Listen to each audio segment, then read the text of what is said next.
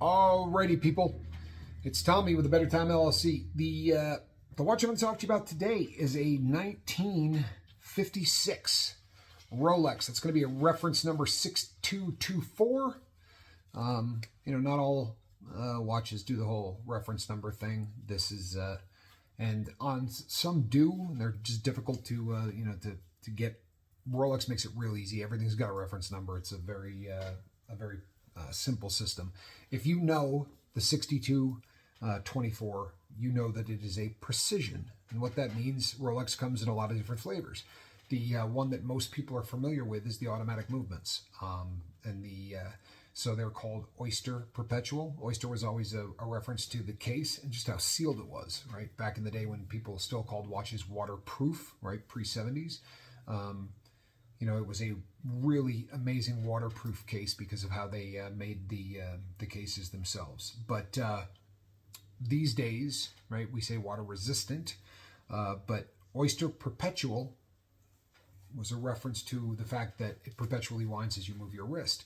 This is a Oyster Precision, or more specifically, this is a Oysterdate Precision.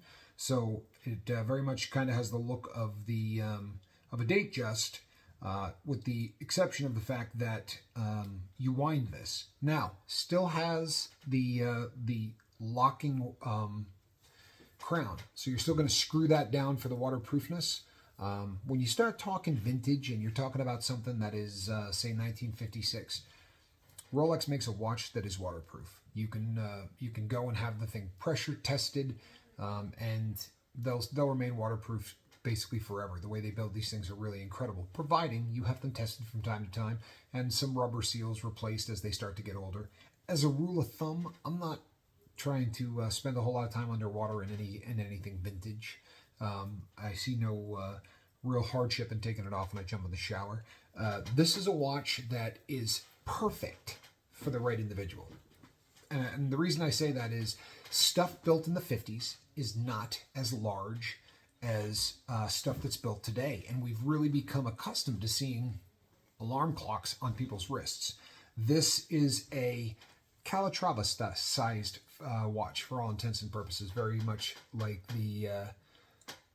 just a gorgeous dial. The crystal is in great shape. Of course, this is pre-sapphire, so this is going to be, and I am just shaking all over the place, aren't I? Hold on a second. Let me see if I can do a better job of that. Just a gorgeous sweep, second hand. And that nice kind of silver dial. The bezel, of course, unfluted. It's got a smooth bezel. The case is in great shape. Now, you're going to see some honest, sort of small little micro scratching, which you're going to see on any watch of this age. The still retains the original winding crown. So it's got the Rolex crown on the crown, so to speak. And this has a feature that is very unique to Rolexes of that era, and it's the riveted bracelet, right? So to hold the links on, they would rivet them, which is really kind of cool. There's something very romantic about the old school riveting on a Rolex bracelet. Now, for a 1956, right, the band stretch is not brutal. A lot of times when you see it, the watch will be hanging, but it has some, it's got a little honest stretch. Nothing too vicious. It still has a beautiful profile on the wrist. But you're at 30 millimeters. So if you got a wrist the size of mine, this might not be something that will look great on your wrist. And we wouldn't want you to buy something that you're not going to be happy with. Truthfully, that would be a mistake. But get a look at the pictures on a very normal size wrist, and you will see this on Noah. He shot it on his wrist. For the right person, this is absolutely perfect in size. Now, I'm not going to lie to you. People all the time lie to you about the size of the 6224. They want to make it seem bigger. So very oftentimes when people get out the calipers on this, you will see this watch listed. Let me see what we get here when we go with the winding crown. 33 Yeah, we're getting about 33 millimeters, and that's how people will list it. I don't know. I kind of find that dishonest. It is, the watch is going to come in at 30, which is what a Calatrava comes in at. A very, very popular size for vintage watches. But as far as this reference number goes, this is about as pristine an example as you're going to see. The as you can see, the way the band connects, right? These little couplers, this little sleeve basically that attaches the bracelet, the Oyster bracelet, to the case. A lot of times over years, those thought to get a little distance because really there's just a couple of little sort of flaps that attach themselves to the underside of the lugs. And, as they start to separate, people bend them back. And then they separate a little more and people bend them back and they start to get a lot of play in them. It's not the end of the world. When they start to get that gap, there's something kind of, I don't know, it's vintage. It is what it is. However, this is one of those watches that doesn't have that at all. It almost looks like the band is just a complete integrated part of the case, which is awesome. Not a whole lot of wear on the, right, still in really good shape. And this watch has not been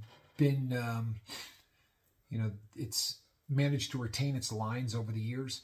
People, if you own a really nice watch, when you go into a watch place, they'll say, you want me to buff that up? You want me to put that on a buffer wheel, right? They shine the case, polish it. It's called polishing. Don't do it. Don't do it. We would rather see the watch with a little bit of scratching on it because the original lines of the people that designed the watch, they didn't want it like this, right? They didn't want it rounded off. And unfortunately, if you take, a nice cloth and you do a little, there's nothing wrong with that. But when you start leaning on it onto a winding wheel, I know everyone that's into vintage has seen watches where you look at it and go, good Lord, it just doesn't look like the way that watch was supposed to be designed because people just continue to polish it. And over the course of, well, let's see, we got a 1956 here, right? So, you're looking at a watch that's better than 60 or 70 years old. 56, I was told there would be no math. 56, yeah, old watch. But the more people polish it over the years, the less it retains its original lines, and that kind of destroys it. On the bright side, this is not a watch that's been polished to hell. And it's an opportunity to get into a very, very reliable Rolex, and a beautiful Rolex for $4,400. And if you know anything about the prices of Rolex, that's a great opportunity to get in on a very historic piece in really, really great shape. Again, it's got that riveted bracelet. We show it to you one more time. And of course, you can make us offers. And people, we're not insulted. We don't take anything personally, And as I say, if it is insulting, like if you decide you want to offer us $600 on a Rolex, we're not going to hear about it anyway. Usually we have a cutoff of, we only see bids over a certain amount. So usually if we don't respond to you, the bid was probably too low. We do respond to everybody if the bid is in the ballpark. Sometimes we come back with a counter offer. Sometimes we'll tell you why there's no chance we're taking that offer. But one way or the other, don't be afraid to make an offer. So Rolex reference 6224 Oyster Date Precision. Great shape, riveted bracelet, $4,400. $4,400, or make us an offer. I am Tommy with a better time. We'll see you on the next watch. God bless.